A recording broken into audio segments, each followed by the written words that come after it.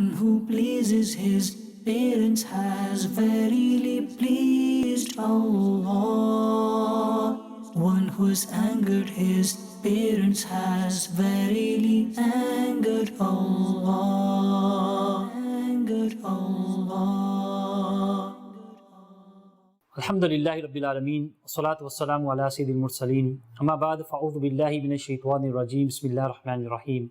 Salatu wassalamu alayka ya Rasulullah wa ala alika wa ashabika ya Habiballah.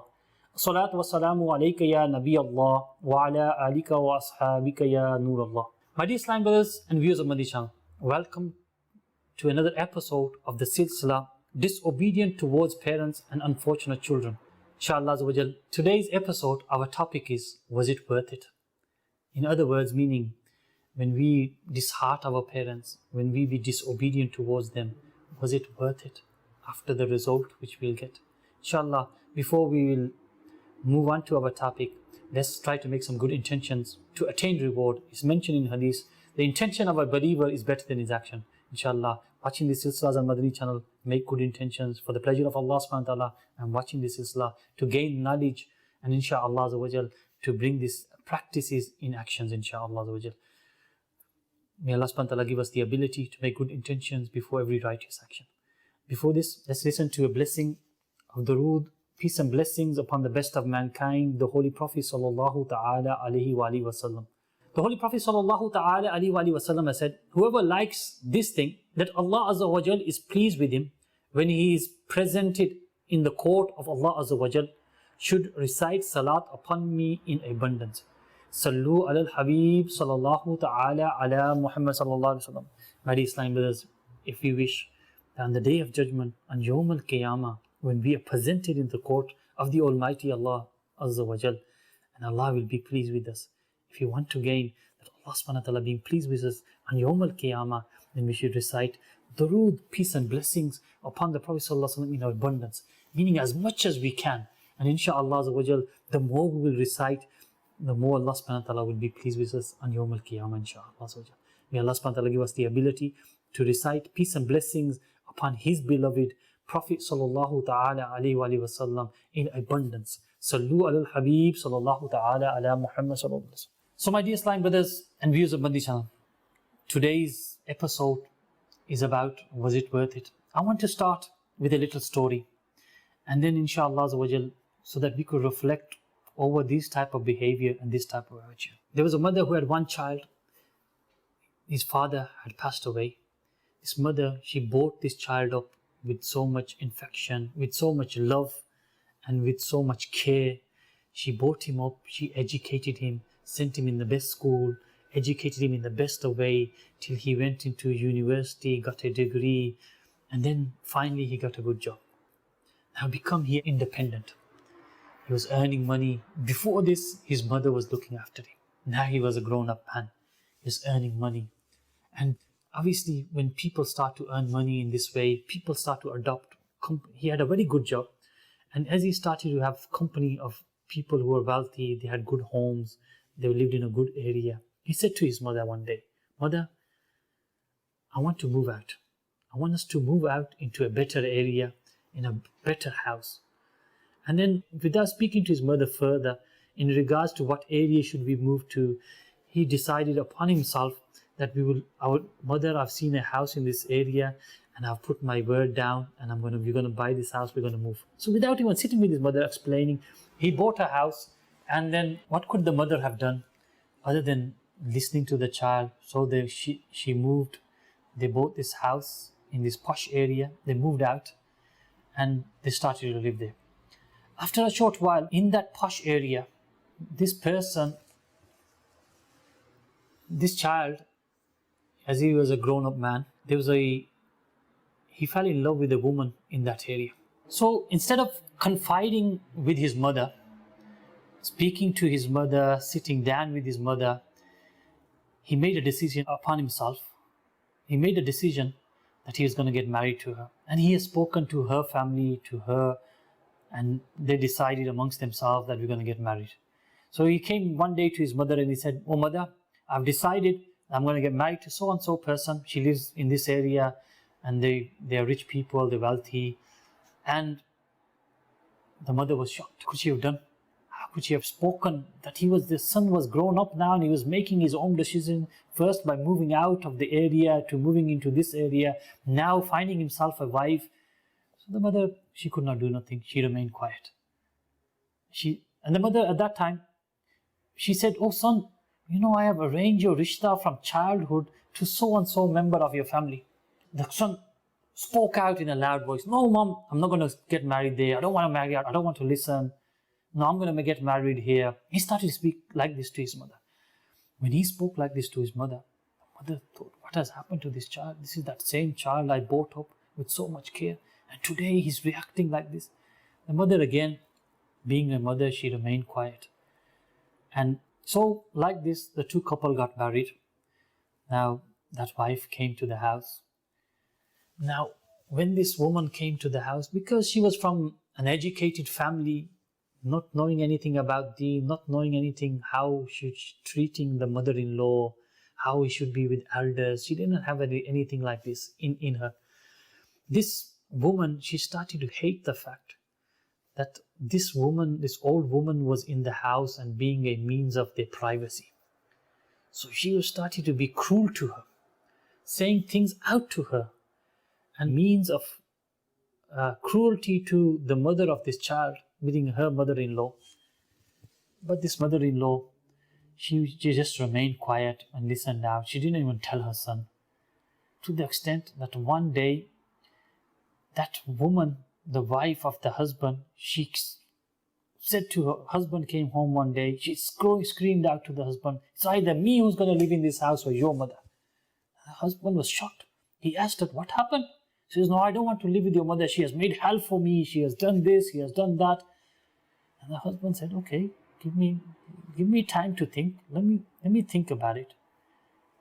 When he said this to her, "Let me think about it," just think for a moment. How that mother would have felt. He said to his mother, he said, "Look, mother, you're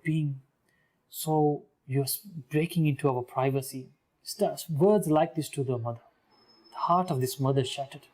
As this cruel woman, she continued being rude to her mother-in-law. The mother-in-law, she bared this. She continued bearing this till they had a child. And then, now what had happened? Half of the pain of her mother-in-law, this old woman, went away because she started to look after this child now. She started to play with this child. She started to look after him, change his clothes. But what happened? This infuriated that woman even more. That, look at this. Why is my child so much in love with his grandmother?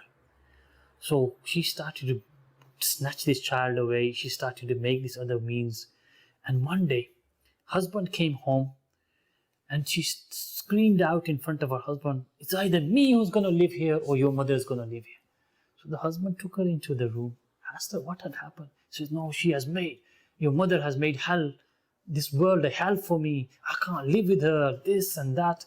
Started to say this to the husband. Now the husband, when he saw the state of his wife, he loved her so much, he was blind in her love. He said to, "Okay, give me a while, let me think." What did he say? "Let me think." So then he went and he said to his mother, said, "Mother, why don't you go and see so-and-so relative of yours?" So one day that mother, she became fed up of the way she was being treated by her father. She went. So when the son spoke to her in this way, "Mother, you're disturbing our privacy." She got fed up, and this mother, she got up and she left to one of her relatives' homes. She stayed in the relatives' homes for a few days. The son didn't phone, asked her how she was. But she was a mother at the end of the day. She wanted to see her son. She wanted to see her grandson. And she came back, knocking on the door. Now when she knocked on the door, the daughter-in-law opened the door. She said, You've come back. Why have you come back?" Now when her mother-in-law heard this, she was in such a state, thinking, "Oh daughter, oh my daughter-in-law, what are you saying? What have I done? What have I done wrong?" And she started to scream, and she walked in and she said to her husband, she's back, she's going to destroy our lives. Do something. I don't want to, it's either me who's going to leave or your mother. Do something. The husband said, okay, give me a while to think. So he went and he said, Mother, why have you come back? When he said this to his mother, think about it, how she would have felt. She says, oh, son, you are my son. It's my house. I live here. What do you mean, why have come back? And then he says, okay, mother, come in. He made his mother sit inside. So he sat and started to think. And then after a while, he said to his mother, Mother, let's go out. Let's go for a drive. Like this, he set his mother into his car and they started to drive till they reached a place. As they entered into this building, he took his mother to the reception and he said to his mother, Mother, you are going to stay here now. They will look after you. And the mother realized that she was brought into an old people's home and left. Days went past, months went past, the son didn't bother phoning, the son didn't bother calling, finding out his mother, continued living his life. One day the son, with his wife, with his children, they're out on a driving. They're driving out, going somewhere. And on the way, as he's driving, he sees this vision in front of him. And this vision is of his mother.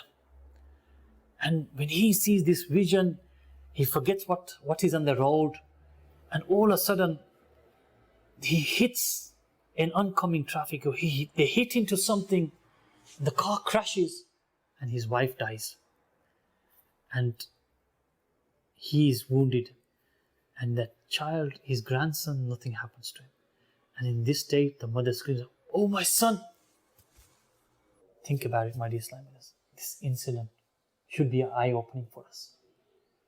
Especially for those who have neglected their parents, who have left their parents, who are away from their parents, who have put their parents into old people's homes, who do not go and see their parents even on the day of Eid. Why? Because they're so much lost in the love of the dunya, so much lost with their own family, with their own children, and forgetting their parents. Think about it, my dear Islam brothers. This incident, that woman who was cruel to her mother-in-law, she faced her destiny. But it was also a lesson that by being cruel to the mother, it will affect your life. Next time we think of doing anything wrong to our parents, remember one thing, that this will come back to you. The effects of these things will come back to you. My dear Islam brothers and viewers of Madani Channel, these types of incidents are happening in our lives today. So many people are leaving their mothers, their fathers in old people's homes. And there's one of the Rukn Shuras, they went to visit an old people's home. And they say that when they went, they saw the parents, they saw the father, he would keep on looking at the door. Keep on looking at the door. And they asked, why are you looking at the door? And he replied, that looking when my son will come. Imagine, my dear Islam brothers, how these parents are, how our parents are, that we are waiting for moments that our children come to see us. Really something to ponder over. We don't see our parents for days because we are busy with our children. We don't see our parents for months because we are busy with our children. The day of Eid comes, we are busy with our families. We are outing with our family. We can't go and see our mother. We can't go and see our father. And they are them parents. They are waiting for you. They are waiting for us to come. They are looking at the door. Think about it, how disheartened they feel that my son has not come today. My child has not come today. They sometimes cook, make food, and they know what you like. And they call you that I made this today for you. Come. And what is the reply we give? I'm busy. I cannot come. My dear Islam brothers, think about the pain you brought to your parents. These type of things, my dear Islam brothers, look how much concern our parents have for us. Our parents are thinking for us. Yet, we turn away from them. We do not give them time. My dear Islam brothers, like we make a timetable for everything. Make a timetable of visiting your parents. Even if you live in a separate house. Make time for your parents. Go and see them on a regular basis. Whether it's 10 minutes a day, that will bring coolness to their eyes. That will bring coolness to their hearts. Just go and sit with them. Speak to them. Ask them how they are doing, what did they do. The moment you will just ask your father or your mother one question, they will want to share with you. They will want to share, they will want to speak, and that will bring happiness in their hearts and minds. Make time for your parents. And how they had concern for you, how they had care for you when you were a child, how they would look every moment, my son could trip over this, remove this obstacle. They would remove everything out of the way. They would put everything aside just for you. And today, if me and you cannot give our parents time, how unfortunate are we then? My dear Islam brothers and viewers, Madani Channel, take this message. Make time for your family. Make time for your parents. Make time for your mother. Sit with them. Sit in their company. Speak to them and hear them. They want someone to listen to them at this age, because when you were a child, when you spoke to them, you wanted some attention. Your parents would sit and listen to you. Whether you would have mentioned that 10 times, your parents would say yes, yes, yes. Today, we are not ready to listen to one thing of our parents. Today, we are not listening to one thing. Even sometimes our parents might speak a bit harsh to us. Why? Because of old age. Because of their age now. Listen to them. Bear it, because they bared us in childhood. They bear all our things which we did in a childhood. We broke things in front of them. We destroyed things in front of them. We did so much in front of them in childhood. Yet they bared us. So bear them in this old age. Look after them. Serve them. And inshallah, through serving them in this way, we're able to gain Jannah. May Allah subhanahu wa ta'ala give us the strength and the ability to serve our parents, to look after them, to give time to them, to spend time with them. And inshallah, through this gaining Jannah, may Allah subhanahu wa ta'ala enable us to do all these actions. My dear Islam brothers, these are the silsilas on Madani Channel, especially in this blessed month of Muharram. Make time for your family. Give time to your parents. My dear Islam brothers, in these blessed days of Muharram, give time to your parents. Give them time. Sit with them. Speak to them. Join in with their happiness. Make them feel happy. Make them feel comfort. Remove their difficulties, their problems. Oh, people, money, help them, support them in this way. And inshallah, if you will support them in this way, Allah will reward you in abundance in the next world. Ameen bijahi nabil ameen. Sallallahu ta'ala sallam. Sallu ala al-habib. Sallallahu ta'ala ala Muhammad sallallahu alayhi wa sallam. One who pleases his parents has verily pleased Allah. One who's angered his parents has verily angered Allah.